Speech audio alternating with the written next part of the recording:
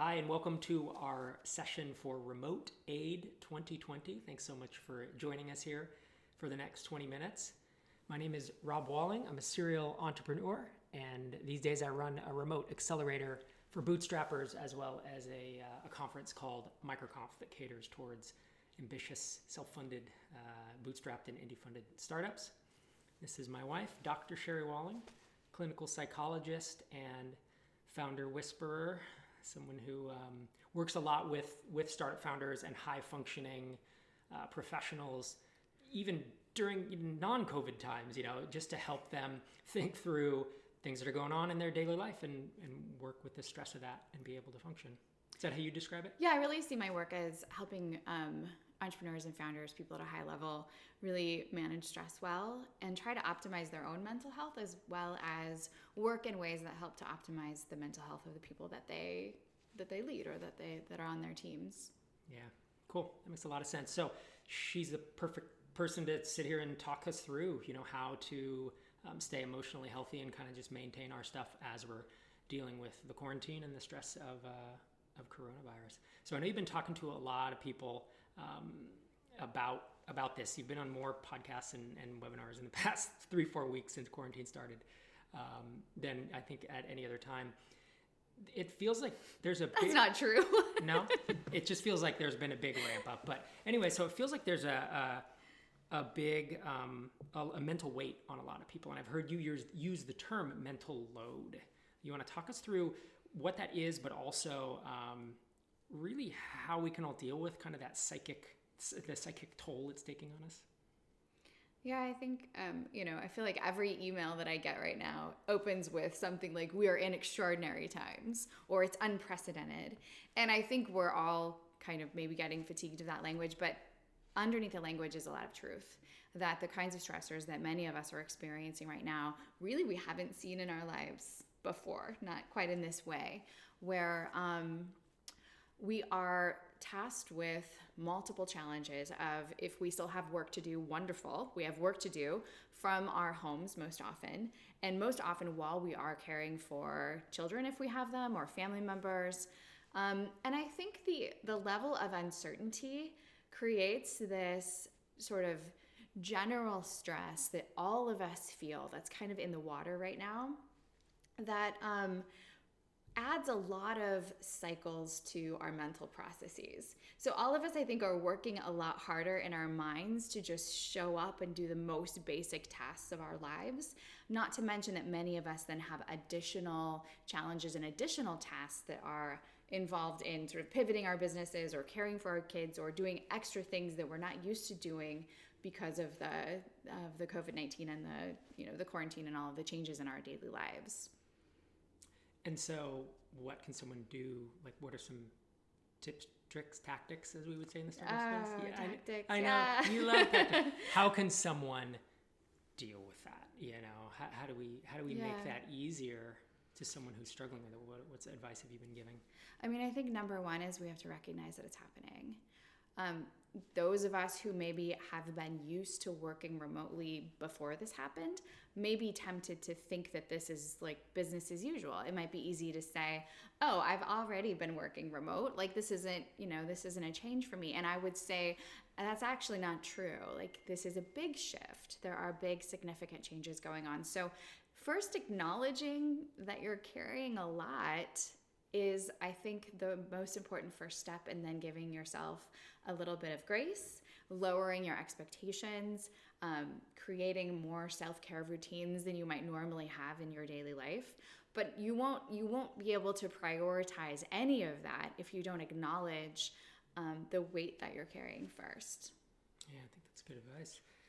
So a lot of some folks have been working from home for years. Other folks, it's their first time. How do you think about it around how to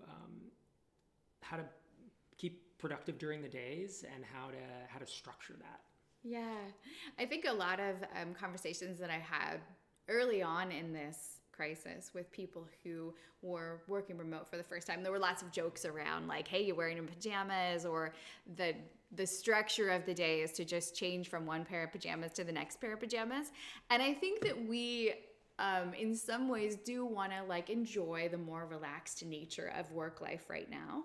However, I do think it's really helpful for our minds and for our bodies to keep a level of routine, to like get up and shower and have some structure to our days and to our lives, mostly because that's how we tell our brain that it's work time. Mm-hmm. You know, if I'm like sitting on my bed in my jammies, my brain's like, hey, it's chill time. It's time to read a book. It's time to talk to you.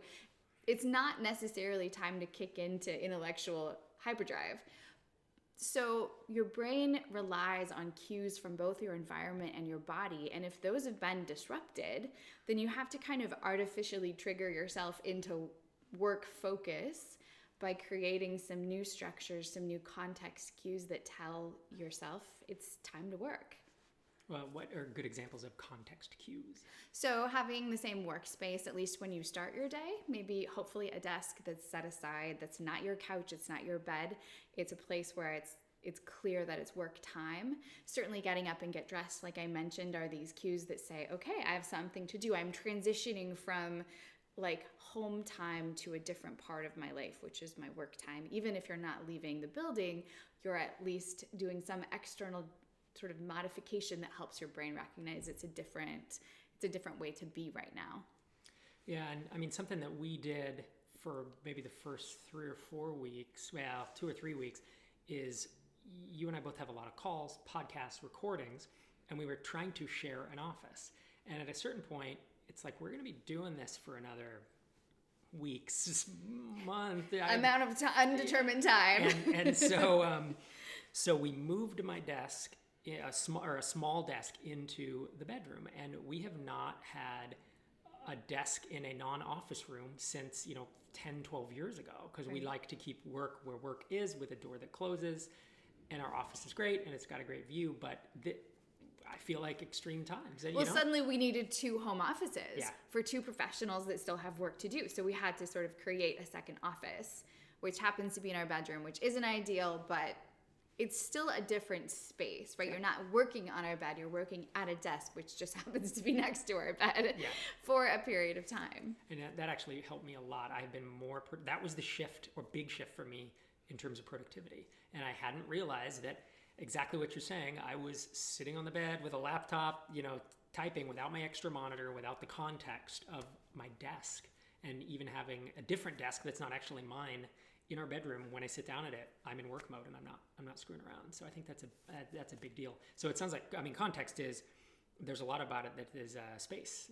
It's the space and where you are in the house. The environment, what's on your body, the place, the sounds, not having the TV on when you're trying to work. And I think that's one of the things that we're figuring out, probably like many of you, is that we also have 3 children at home who are trying to do some hybrid online homeschool stuff.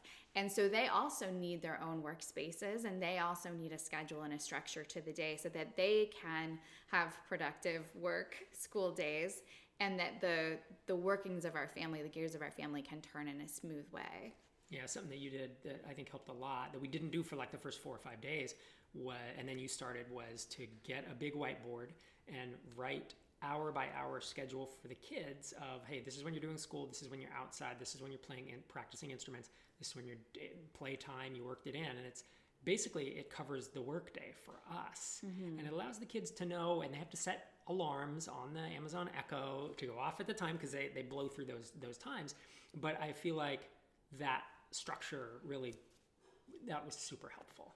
Well, the first few days, all of our kids were sort of rolling through the day in their pajamas, getting up whenever they wanted. And we were like, have you done school? Do you have school? Should we be doing school? So I think that expectation of, hey, breakfast is at 8, you got to get up and be dressed by then, has helped sort of the tempo of our family.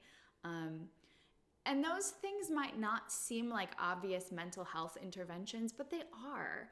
Because when we are adrift, when we don't know what we should be doing in a day, when we're not sure like how to be successful in a moment, or even how to just meaningfully engage with the time that's in front of us, those become moments of dissonance. They become moments where anxiety can eke in, or where we're pulled onto the news, onto our phones. So I think the structure does help with mental health because it shows you, it sets a goal or a framework for how to be successful in a given moment, which is really helpful for grown-ups. It's also helpful for kiddos. Yeah, and obviously with this big shift, there's a lot to manage at the house now, and there's a lot more going on. There is you and I both needing this microphone at this time and the camera and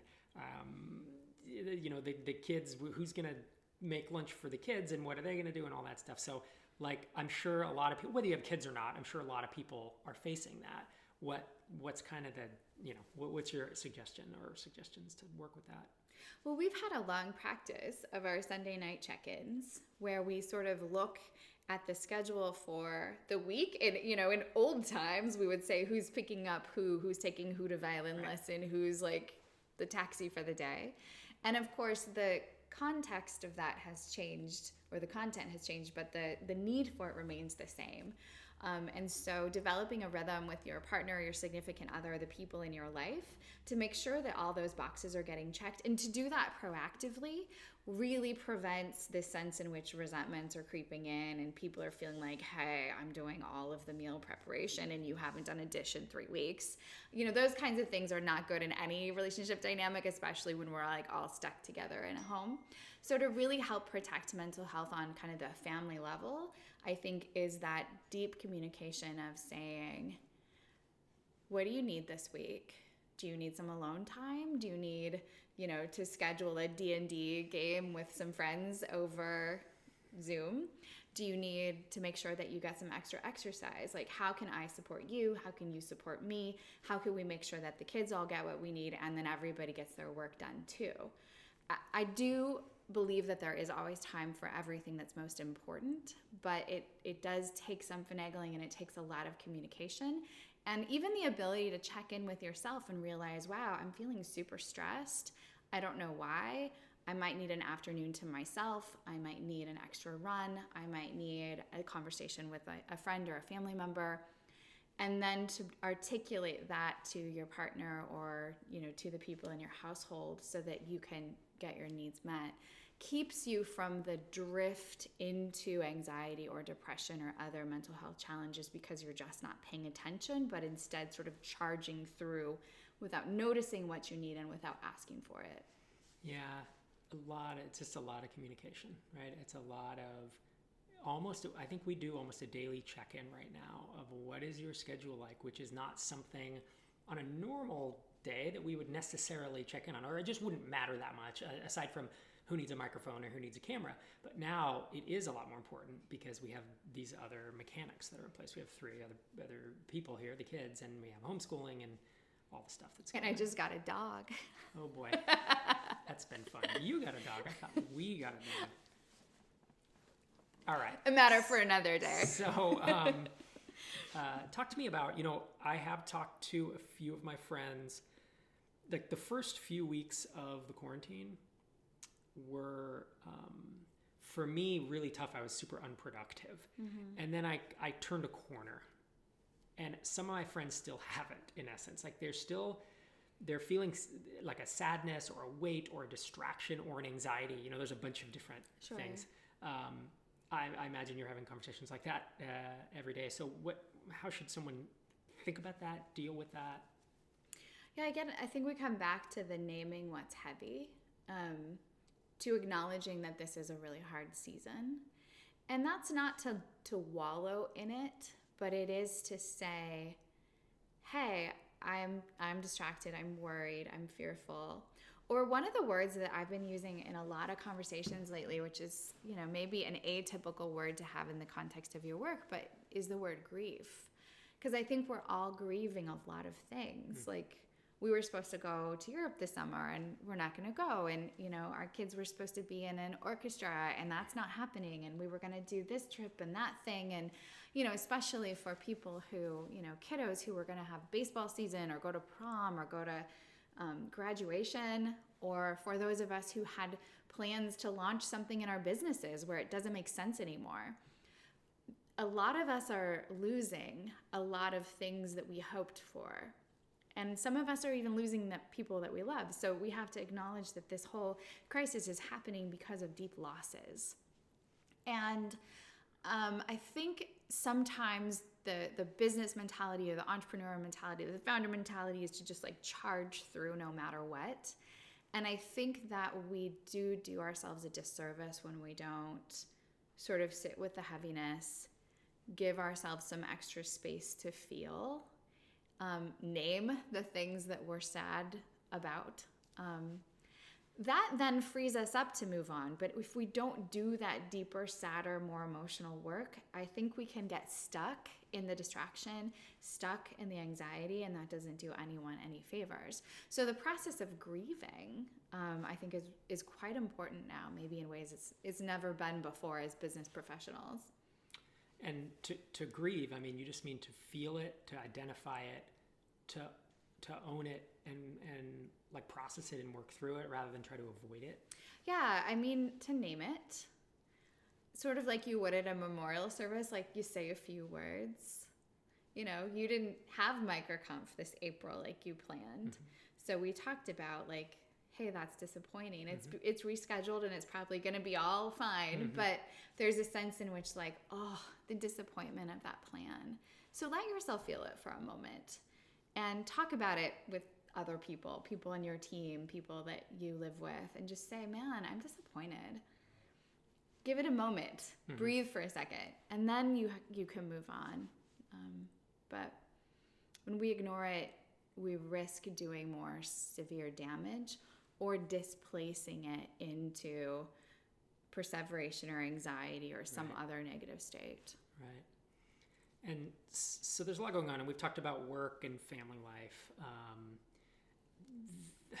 These days, it's like, what else? Like, we've been doing a pretty good job of relaxing, of kind of taking it easy more so. Like, we are ordering food to be delivered for two reasons. Now, one, to support the local businesses, but two, because we feel lazy. We feel just kind of lazy. We're cutting ourselves a lot of slack. You know what I mean? And really trying to cut the family a lot of slack. We are watching a lot more movies with the family. Typically, we don't do much screen time. We don't have the kids, do a lot of screen time, but we've been doing that. We're those parents. Yeah, I know. They're going to grow up, tell their therapist all about us. But I mean, I think there's something to that, right? And both of us initiated it, but you really drove that. Like, it's that leisure time or that diving into play, right?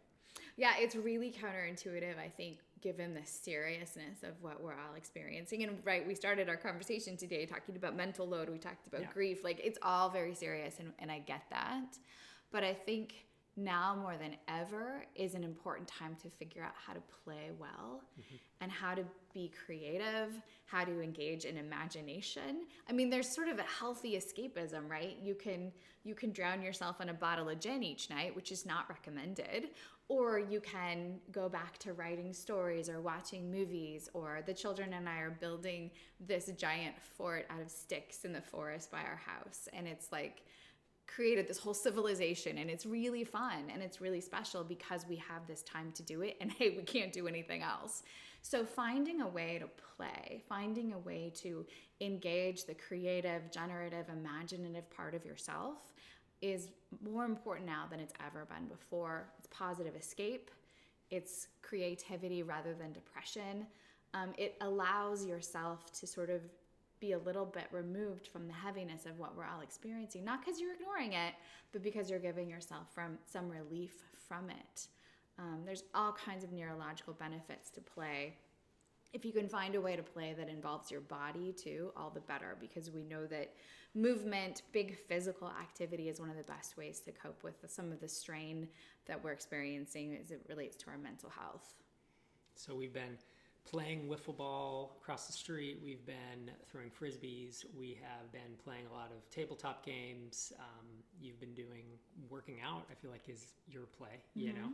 Yep. Running, that kind of stuff. And now we got a dog. Yay! And we've been, well, like I said, watching movies, which I think is fun. And frankly, eating good food delivered to my house, I'll admit that's play for me. I dig it. So. Yeah, I mean, this isn't, like a staycation. It's not, no one is really excited that this is happening, right? That's not the right emotional response to what's happening in the world around us.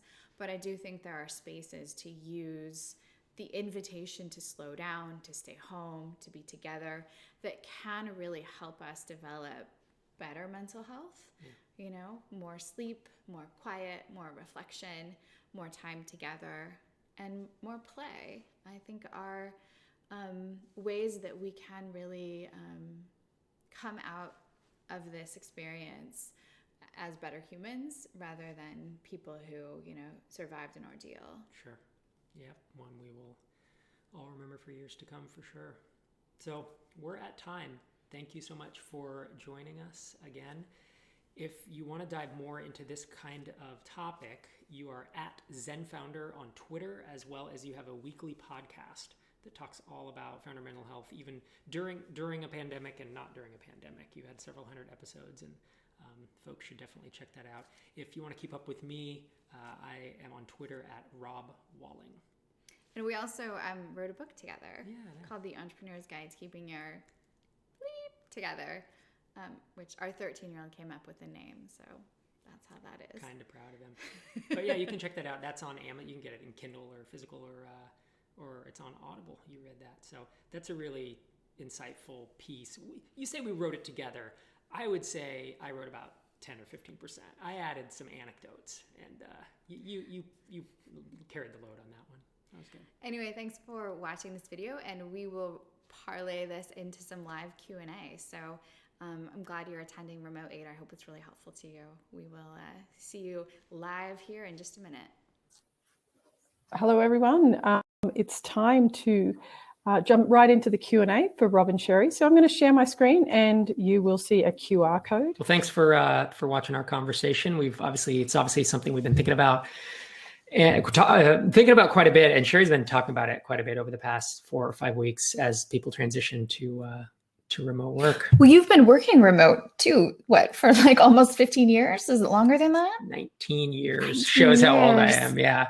And this is different because we have 3 kids at home. And for the first couple of weeks, there was a lot more stress because of the COVID and uncertainty and not knowing what was happening. I feel that less now. It's obviously still a very tragic thing that I need to keep in mind, but I'm not weighed down by it. And my productivity is, I would say it's back to normal if the kids weren't here, and it's probably back to about 75% even. Yeah, I think we're shifting from like acute stress, which is that emergency response system of like, wow, we all have to mobilize because we're going through something really significant, into what we would call chronic stress, which is like, this is going to be with us for a while. And so the acuity, the frenetic, the like, let's figure this out really quick, is shifting into how do we make this like a sustainable life for a while? Because certainly those of you who are parenting, at least in our case, like I don't think our kids are going back to school until September at the best, which means, 5 months of the family of 5 in one house. Yeah, there's a lot of adjustment to be made. And I think, do you remember if we talked about happy hours, Zoom happy hours? We've been doing probably 3 of those a week right now, which is an odd thing. But what's something else that's different that I don't think we touched on is when I used to work from home, I was very careful to schedule in-person happy hours or or lunches 3 times a week probably. And you went to a gym. Right. I like our week. standard advice to people who are working remote was like, leave your house at least once a day, Right. if not twice, right? Leave your house to go and see other people, to have some community, to do something outside of the 4 walls of your home, which is of course great advice that's not necessarily super useful right now. Yeah.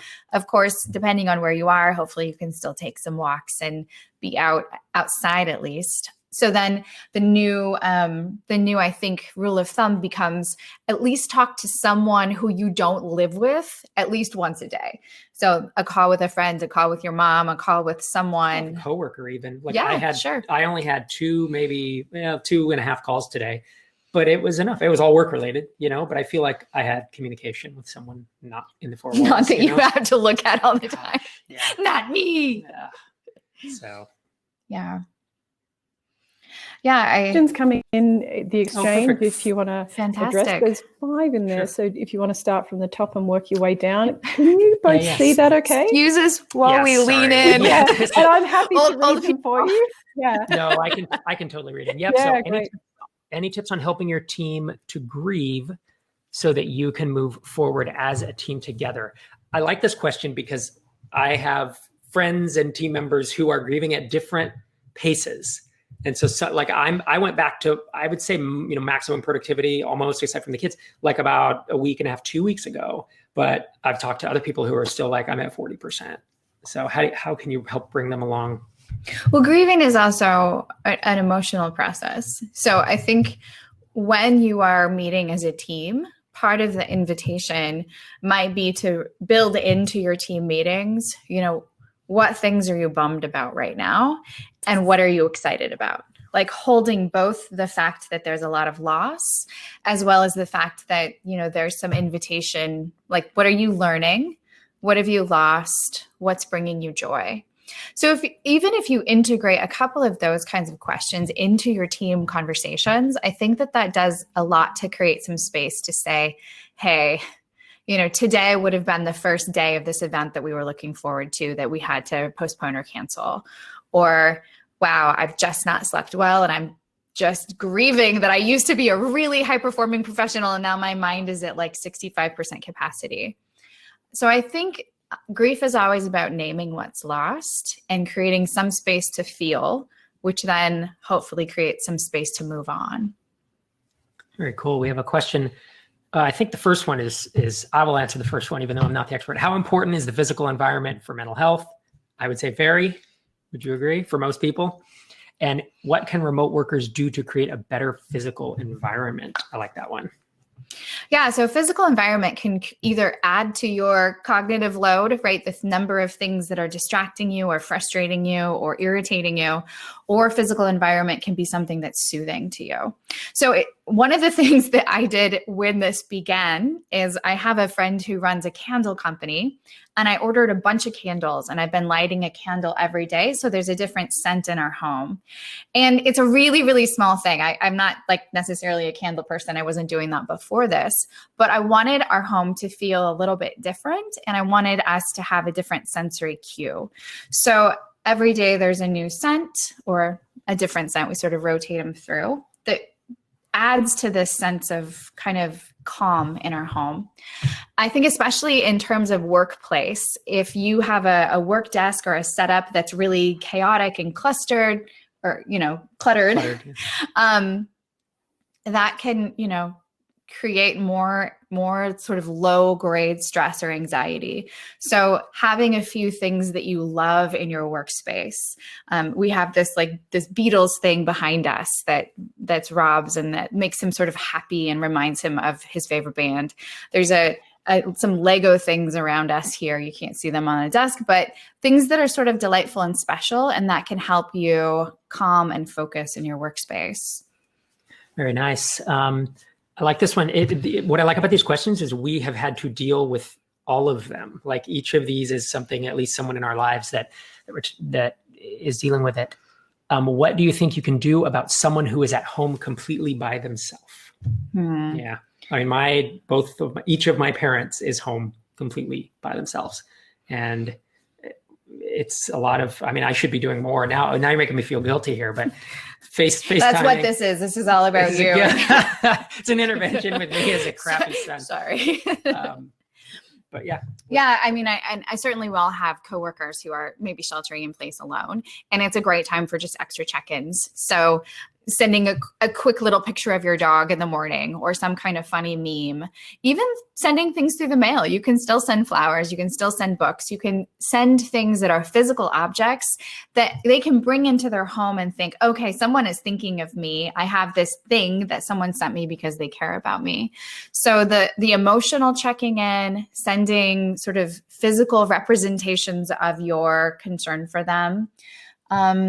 And then also assessing what kind of needs they might have, if it's the case of an elderly parent, for example, is there a way that you can lighten or ease their burden, make it a little bit easier for them to get food or access to resources that they need? So more communication is probably the bottom line. Yeah, and I think being intentional about that, like for me, I get into my own headspace often and I will forget that someone is off on their own, given that I'm here with 5 people all day. And so personally, I would probably set a calendar reminder, whether it was once a day or 3 times a week or whatever, to actually text so-and-so or FaceTime. Next question is, as a business owner, I've had some serious anxiety issues with some of my staff, such as their friends dying of COVID as an example. How do you help people like that remotely? That's a tough one. It's a super tough one. I do think that empathy does translate remotely, right? Especially if you can get face to face. That's where Zoom or other technologies that allow us to see someone are really helpful. So your ability to empathetically show up, to say, hey, let's just schedule some time and chat. That matters, right? It's as emotionally connected, maybe not as emotionally connected as being in person, but it is a significant form of emotional connection. And again, that sense of when someone is really stressed, sending a physical object, I think, is pretty powerful. Sending a card, sending flowers, sending something, because it sort of helps to shape their reminders. It shapes the cues that are in their life. Next question. This is an interesting one. The question is, how can you adapt to this faster mentally, like tactical tips? And I would almost rephrase it as like, or ask you, can you grieve? Like if you have kind of a, because it's a grieving process, right? Or an anxiety, like how do you try to get over that? What are some coping skills? I think diving in is helpful. So that means journaling every day. It means kind of rigorous self-assessment every day. How am I doing? What do I need? What sort of dials can I turn within my own inner life or within what's controllable by me in my life that help me to optimize my energy, my sense of optimism, my sense of connection to other people? So if you want to think about how do you move faster, you move deeper, you pay more attention. Journaling would now be a time to, there are sites and services and frankly psychologists that are doing teletherapy, right? I mean, they've been doing it for decades. Seems like, yeah, this is a great time for therapy. Seems like if you're going to do it, I mean, frankly, when you're getting your PhD, like everyone goes through, if you're in psychology, you see a psychologist for 6 months or a year, and they say, learn what this feels like. And they recommend, a lot of psychologists see other psychologists because they see the value of it in their lives, and they don't see them full time all the time, but they might see them for 6 months or a year and switch on and off and such. And I'm imagining this feels like a good rule of thumb for everyone to, it's a good time to do it, right? I mean, honestly, I recommend it for any high-performing professional that I work with, whether they're a founder, an entrepreneur, another psychologist, a physician, to have someone who is in your list of personal resources who gets you, who sort of knows your inner world.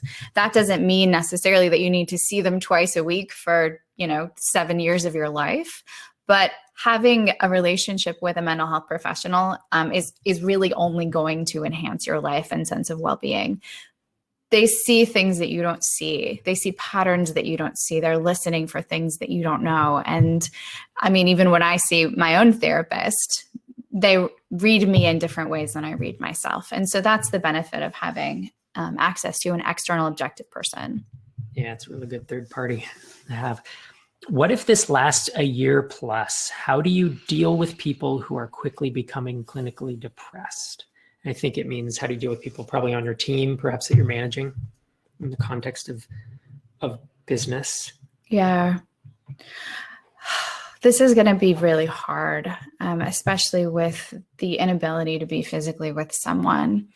But I think if you are seeing in anyone that you're around things that you're concerned about, the most compassionate, empathetic thing is simply to say, hey, I'm worried about you. I care about you. I want you to feel well. What kinds of resources can we get going for you? Quick interventions for very low grade mild depression or depression that's beginning are things like exercise, sleeping well, watching nutrition. Those are the basics. And then we add on to that therapy and in some cases, eventually medication. And, that's what we are looking to offer when people are struggling with depression. And those are all things that can be done remotely. So That's good advice. When do you know when to grieve and when you're just letting yourself go? This time it feels right to do specific activities which aren't that beneficial. I'm not sure what the last part is. yeah, so I think grieving is presence. Drinking is numbing.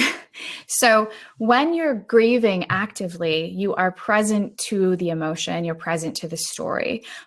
And reading between the lines, I'm thinking about the kinds of things that we might engage in to help ourselves feel better, which are numbing behaviors. So alcohol is a classic one, or, maybe 14 hours of Netflix and chill might be problematic over time. Eating a tub of ice cream. Eating a tub of ice cream every night. I mean, every once in a while it's cool. I was going to say I did that the other night. I know. I'm not judging you, Rob Walling. Yeah, one pass for COVID. So grieving is presence. Numbing becomes quickly pathological. So that's how I would distinguish it. It's okay to make yourself feel better, but you want to be present to the full range of emotion, to the sadness, to the joy, to the grief, to the play. It's a counterbalance. So if you're having a broad range of emotion, fabulous. If you're trying to numb and shut down, that's where I would be more concerned.